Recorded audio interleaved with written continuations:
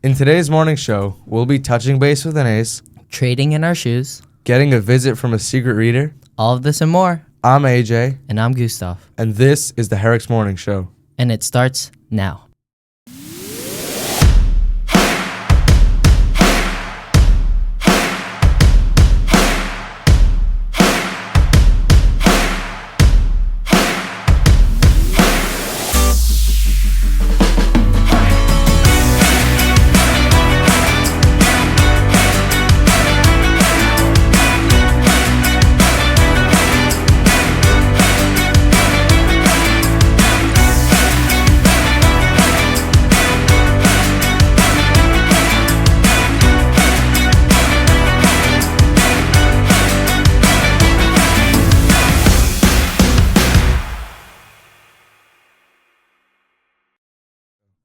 Good morning, HMS. This is episode 19 of the Herricks Morning Show. Today is Friday, April 24th, and it is a silver day. Today is a day to think about big and small dreams. More importantly, the ones that you hope to experience one day. Today is National Bucket List Day. It's a reminder to stop waiting and start doing. Speaking of doing, let's take a look at what two teams are up to in the HMS sports world. We are going to take a look at wrapping up the boys volleyball season and start to the girls softball team. Finishing with an amazing undefeated season, let's start with Emma, who's going to interview the boys volleyball team. Let's get this ball rolling. Hey guys, it's Emma. Today we're going to take a look behind the scenes with the boys volleyball teams. Over the practices and games, I think that our team has bonded really well. Especially during the games, we had really good communication, and I think that's what led us to an undefeated season. Yeah, I think our bond outside of school really helped us synergize, really influenced on our undefeated season. So over the course of the season, our team really grew, and we got a lot better over the season as we got to know each other more. I'm here with Miss Mandrinos, the 8th grade softball coach. How do you think the season will go this year? So far, I really have been super impressed with what we see at practice. We practice together 7th and 8th grade, and it's really cool to see the girls work together, just be super successful and strong in their basics, but also in things that are definitely going to help us stand apart from other teams. Who do you think our biggest competition is going to be? I always say Clark has a great program, so I think that that's probably going to be our toughest game, but usually Herrick steps up in tough games, so I'm excited for that one. What are you most excited for the season?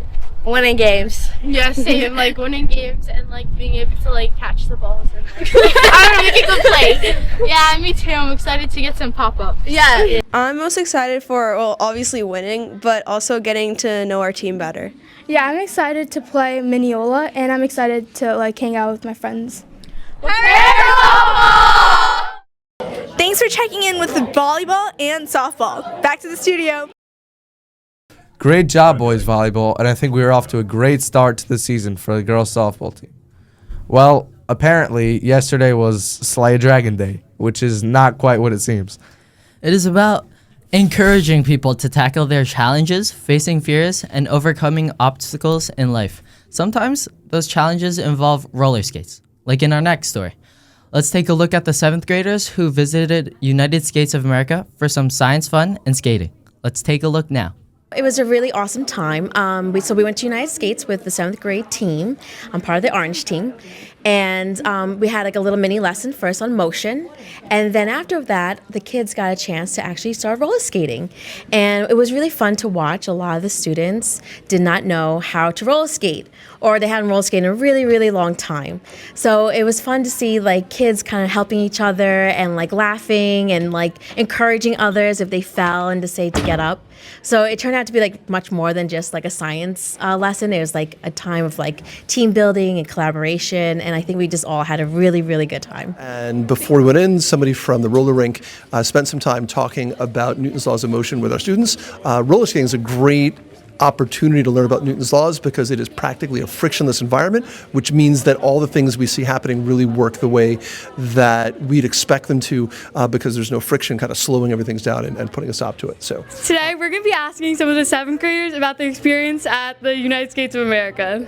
I love getting the cheese fries and the blue slushie, and it was really good. Learning how to skate like better. Okay, yeah. So at first I was nervous, and I just like started going, and I fell a lot, but it's okay because I got back up. I thought I would like completely like fall, but I only fell like twice. A lot of the teachers, they also got into the rink, and they were good, like way better than I expected them to be. My favorite part was getting to like skate, because like I don't know how to skate, so like this is my only chance. And like I liked roller skating with my friends, like me and Olivia were holding hands. Yeah. It was really fun. I learned how to rollerblade, and that really made me happy. I feel like a lot of people fell, but like they learned a lot too that day. Yeah, I definitely fell a bunch. I thought my teachers were a lot more good at skating than I thought they were gonna be.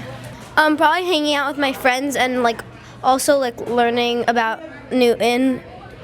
I love doing the experiments that they did where the balloon was like flying everywhere. And I really like the balloon one. Like my whole table really liked it.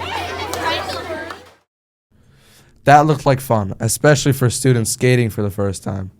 In our next story, students in Ms. Degliomini's class enjoyed a special reader in their classroom.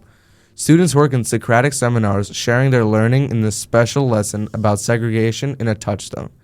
Touchstone text with a special guest reader. Let's take a look now. Good morning, HMS. Today we are visiting with Ms. Degliomini's class. The students have a special guest reader.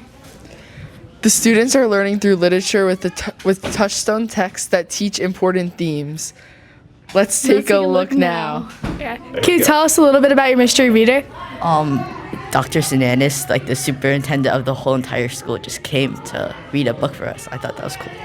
We had no idea he was coming in until the day of the reading, which was very surprising. Picture books have been like a touchstone in my whole career. I can think of like some really special moments in my career when I was either teaching or when I was a principal, where there were certain books that I would share with kids. Sometimes as part of the curriculum that we were doing, thinking about some historical fiction I used when I was a 5th grade teacher, thinking about some Native American history that we did when I was a 4th grade teacher, and then just some of my favorite picture books that I got to share with classes over the years. So for me, I think of certain picture books and I remember certain points in my journey as an educator. So they're very important to me, and I'm so excited to be able to share one with you. So the book was about segregation in California and how people got treated differently just because of the color of their skin. And I thought it was really interesting to see how one person could spark such a huge change among the people. So basically, the book we read was about this family that's Mexican, and the main character was Sylvia. She came from California, and the school didn't accept her for being Mexican, and they told her to go to the Mexican school. You don't belong here. For the rest of the day, Sylvia did not speak or introduce herself in her classes. She kept her head down when walking in the halls. When she got home that afternoon, she told her mom, Felicitas, what had happened. I don't want to go to that school anymore. The kids are mean. Sylvia, said her mother, don't you know that is why we fight? What was so powerful about this book? It was cool to see how if Sylvia and her family didn't do such a difference, I wouldn't be able to go to Herricks. I wouldn't be able to go to Searingtown, and I wouldn't be able to be here with all my friends. Okay, so what book did you bring? I brought the book Separate is Never Equal, and it's the story of a family in California. So, why did you choose this book? I chose it because the classroom teacher shared with me that the students were learning about historical fiction, and they were learning about how people's differences and similarities help make change in the world. I see. So, why do you think this read aloud is so impactful? I think it's important because it talks about segregation, but it also talked about, more importantly, how groups of people from different backgrounds came together to desegregate the schools and give every kid access in California to public schools. Thank you. Thank you. It's nice seeing you. Goodbye. Thank you, Dr. Sinanis. Back to studio. Big thanks to Boys Volleyball, Girls Softball, 7th grade teams, and Ms. Degliomini's class, and Dr. Sinanis. We also want to thank students who volunteered responses for our video. We may not be able to include every recording, but we watch everyone and love your contributions. We are just about out of time on this episode of the Herricks Morning Show. If you have an idea for a news story, use our easy Google form to let us know what we can spotlight next. So teachers and students, you find the story, we'll do the rest. That's going to do it for me, Gustav, and the rest of the Silver Broadcasting team. Take a look at our upcoming birthdays and podcast releases, and we'll see you next time. Bye.